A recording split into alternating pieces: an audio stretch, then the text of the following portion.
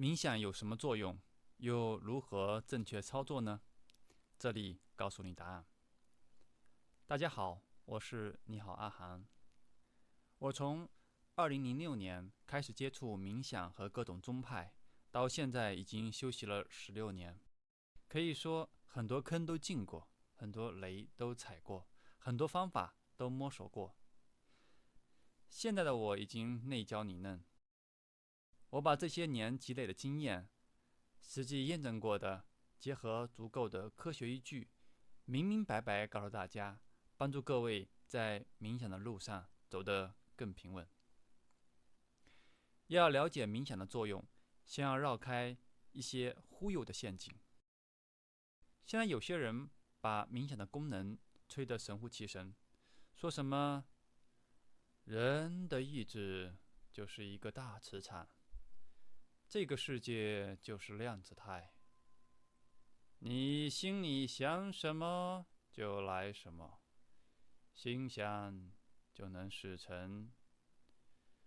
跟着我，要财富得财富，要地位得地位。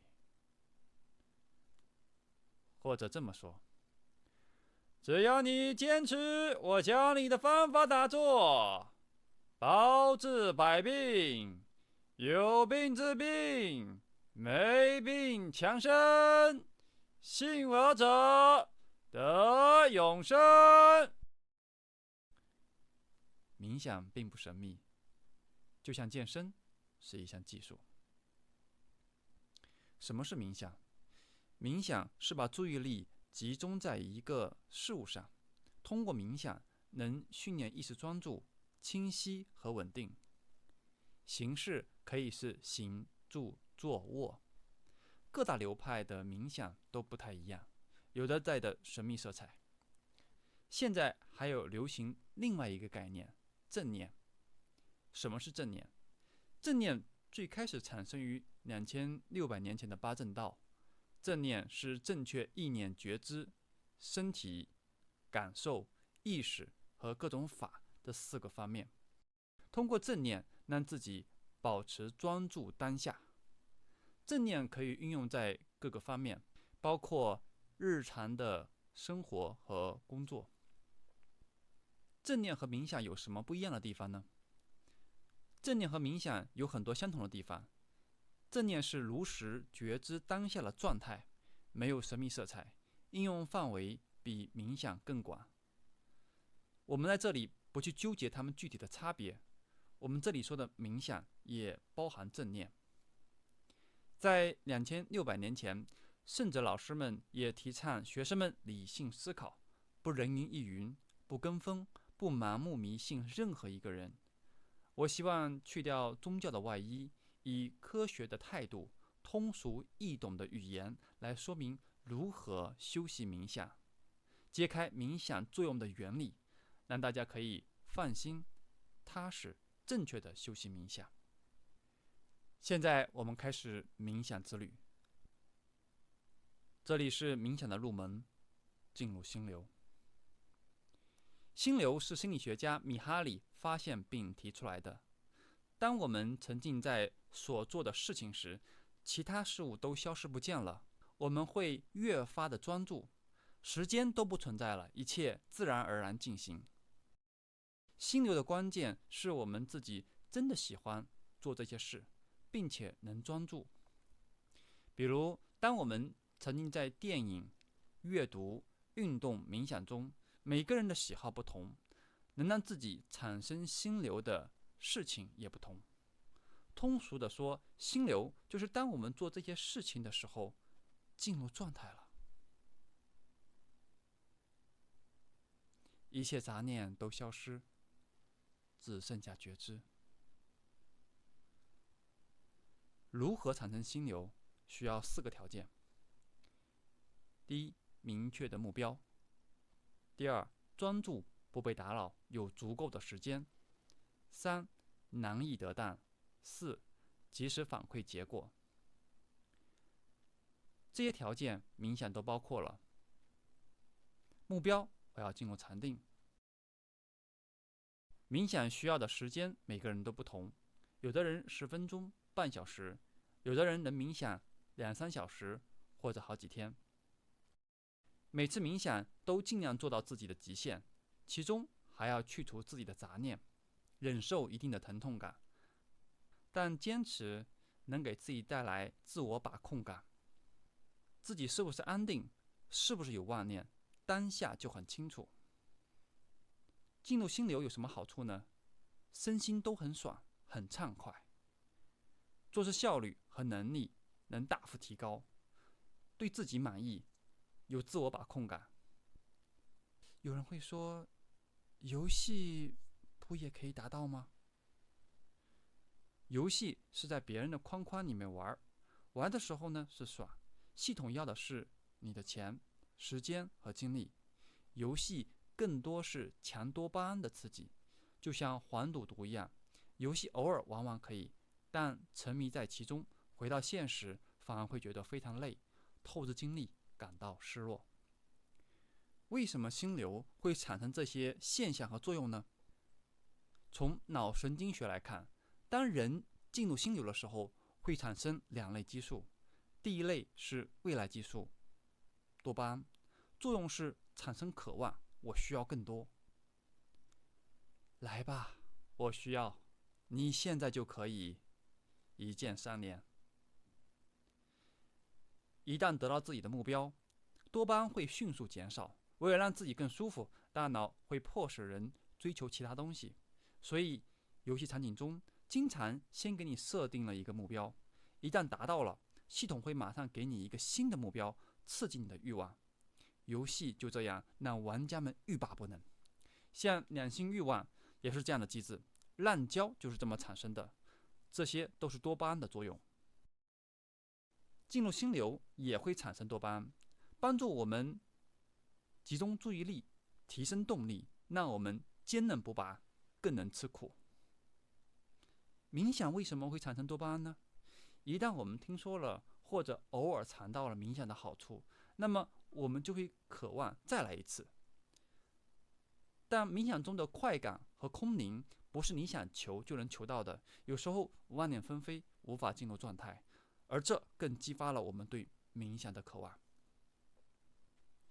另外一类就是当下激素，包括内啡肽、内源性大麻素、血清素、催产素，主要用于消除身体的疼痛，享受当下，让自己开心满足。不适感和压力会减弱，让我们进一步集中注意力。内源性大麻素擅长建立遥远的连接，把意识中不同的东西关联在一起，这样就有可能带来创造性的发现。所以像乔布斯、稻盛和夫、马斯克这些企业家都喜欢冥想。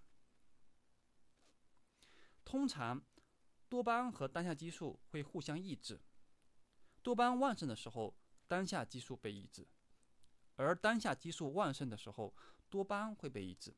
这就是为什么多巴胺旺盛的人一旦得到自己想要的，他无法享受当下，他一定要继续寻找新的目标。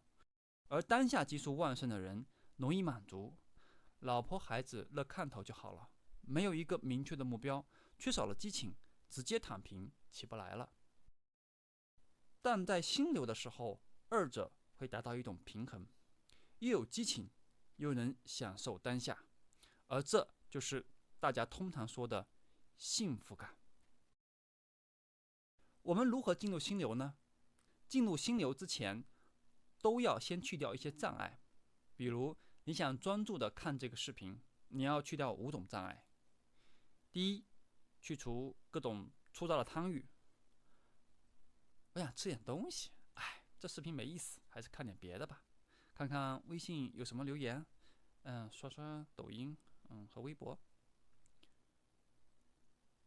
2，去除生气、不满、抱怨，这怎么这么吵啊？学点东西都不能安心。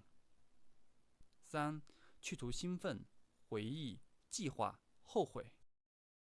这一会儿吃点什么呢？那一天跟他们在一起可有意思了。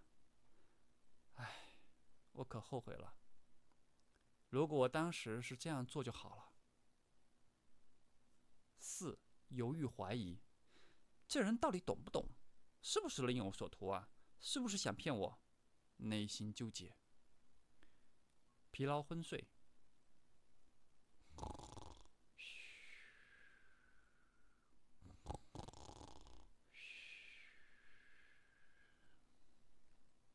当我们把这些障碍去除，把注意力投注在视频上，眼睛看，耳朵听，用心来理解视频中所说的这些内容对不对，对我有什么帮助。当你专注的时候，你整个人跟视频合而为一，这个时候你就产生了初级的愉悦感。在冥想上，这就是去除五盖，去除5种粗大的妄念和烦恼。哪5盖呢？贪欲盖，指粗大的欲望。什么是盖？这些杂念和烦恼能把人的智慧和定力遮盖住。嗔恚盖，指种种生气、不满、抱怨。调举恶作盖，调举是指心高举，不寂静，一直在那里回忆过去的事，或者计划未来、畅想未来，走神了。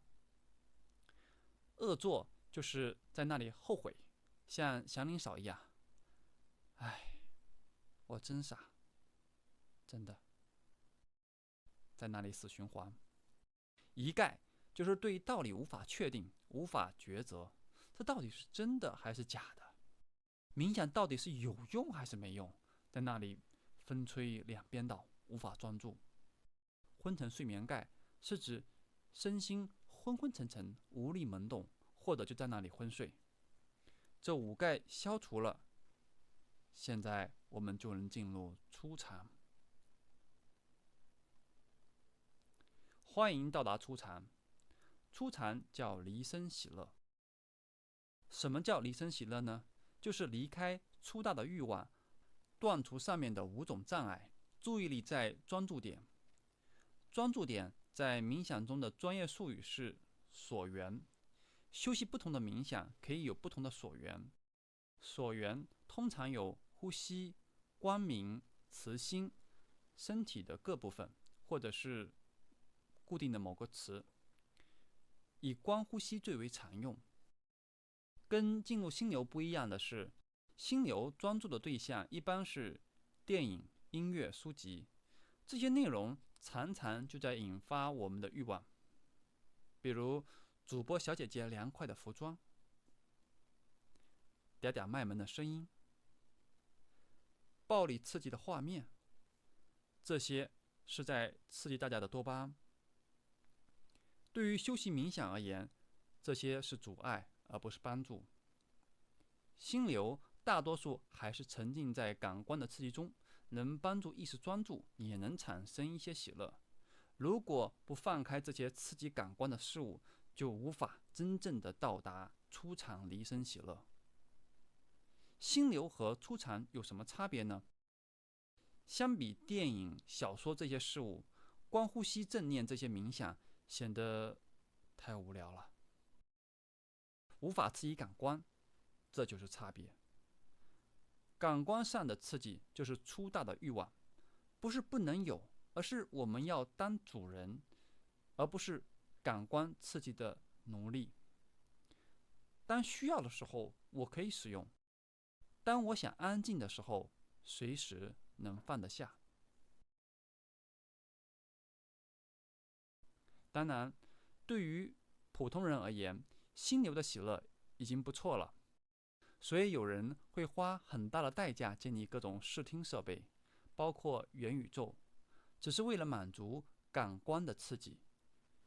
对于平时工作已经很繁忙的普通人而言，每天花10分钟、半小时做一个冥想，这对自己的身心很有帮助。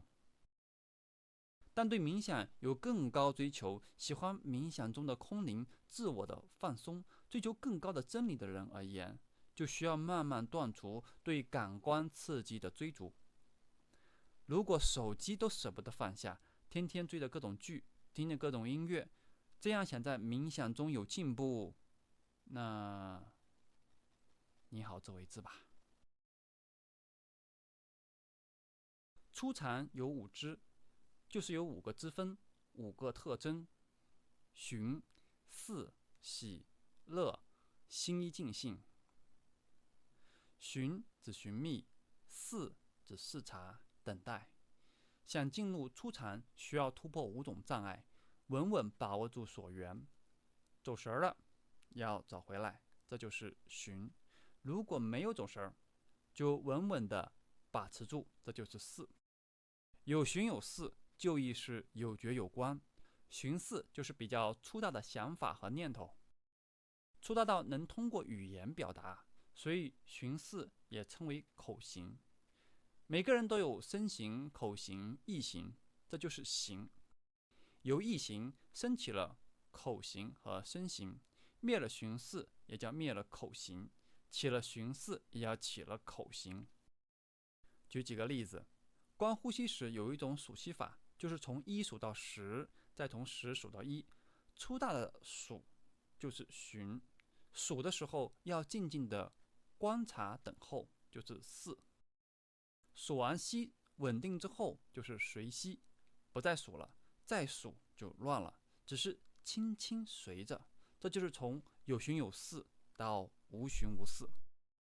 以开车来比喻，寻就是开导航、启动、加速、拐弯这些粗大的动作，思就是轻轻的延续并保持，这就是有寻有思。一旦开上了笔直的高速公路，而且路上很少别的车辆，一切就只是轻轻带着，不用再思来想去了，这就是无寻无思。举敲钟的例子，寻就是敲钟时咚的一下，思就是咚的一下之后再温温的余震。无寻无思就是这些都不需要了，只是静静安住。这里的寻思是做什么的呢？就是为了观察并且消除进入禅定的五盖。喜和乐，如同飞机在上升，慢慢穿越对流层时会有颠簸。冥想时，在消除五盖的时候，人也会出现种种感受，可能会头晕、哈欠、流眼泪、肌肉酸痛。只要坚持，继续向上，就像飞机到达了平流层，这个时候身心开始安稳，喜乐自然发起。喜指的是物质身体的畅快，乐指的是精神上的愉悦。第5支心一尽兴，就是心和所缘稳稳融合为一，这就是初禅的状态。如果没有精通冥想的老师的指导，普通人也就能达到初禅。目前西方流行的正念冥想，最高也大都只是达到这一步。很多人认为冥想也只是这样了，其实还有很长的路要走。我们继续上升，欢迎到达二禅，定生喜乐。什么叫定生喜乐呢？就是二禅是靠定的力量进一步产生喜和热。二禅有4支：内等静、喜、乐、心一尽兴。内等静就是指无寻无思，初禅到二禅要舍弃寻和思，达到心沉静的状态。寻和思都比较粗大，就像分级火箭，随着升空，把不必要的东西一级一级舍弃。寻思就是我们的口语和心语，简单说就是舍弃粗大的思绪，更加简单直白的稳定在所缘上。这个时候，我们平时的思维和逻辑都是障碍，意识进行思维和逻辑分析，寻思就起，就有心语和口语。不把这些放下，就无法进入二禅。所以有些人通过一些引导音乐进行冥想，开始是可以的，想更深入，引导者的语言要更简短。如果需要一些声音辅助，自然界的白噪音音乐是可以的。有人质疑，为什么要放弃思考？不是放弃思考，只是暂时把思虑放下，让自己休息。为什么现在很多人失眠？就是因为无法放下思虑。放下之后，我们就能看到原来伤害我们的、困扰我们的、让我们焦虑的，并非事物本身，而是我们对事物的看法。比如对社会、事业、家庭、孩子、健康，放下这些思虑，就是大家经常听说的不分别。必须要说明的是，不分别不是道，否则我们直接当石头就好了，多吃几片安眠药，不来得更省事直接吗？如果停止思虑就是道，那植物人都得到了。不分别是当自己陷入思虑的困境，当自己愤怒、焦虑、犹豫时，当我们身心过载时，先按下暂停键。就像开车的时候，到处是迷雾，最明智的方法是先找到一个安全的地方待着，等着迷雾散去之后再行动。我们在生活工作中会有无数的问题和挑战，当我们充分休息之后，因为没有了焦虑和各种烦恼的迷雾，加上大脑激素的帮助，我们往往能看得更清楚。就像有时候一天下来焦头烂额，睡一觉之后发现很多问题都能迎刃而解。暂时的放下思考，是为了看清事物的本质，找到更佳的方法。这样练习的目的是为了得到身心的自由，该提起的时候提起，该放下的时候放下。我们平时都把自己卷得太辛苦了，如果能多练习冥想，多进入禅定几次就知道了。就像一只长时间被关在笼子里面的鸟，突然从笼子里面飞出来，那种畅快，那种自由，没办法用语言来形容。喜和乐，初禅的喜乐是从烦恼障碍中脱离而生，二禅的喜乐是从定中而生，比初禅的喜乐更强烈。就像初禅时是洗澡开始时，喷头的水洒在身上产生的畅快，哇！二禅是把喷头的水全打开，全身心都沉浸在温暖的水花中，感觉每一个毛孔都张开了，哇！心一尽性，跟上面是一样的。今天我们暂时先到达二禅。这一集我们先了解了冥想路上的一些陷阱。正式冥想会先进入心流，破除五盖，然后进入初禅、二禅。下一集我们将继续上升到更高的维度，探寻冥想的作用。欢迎关注，一键3连。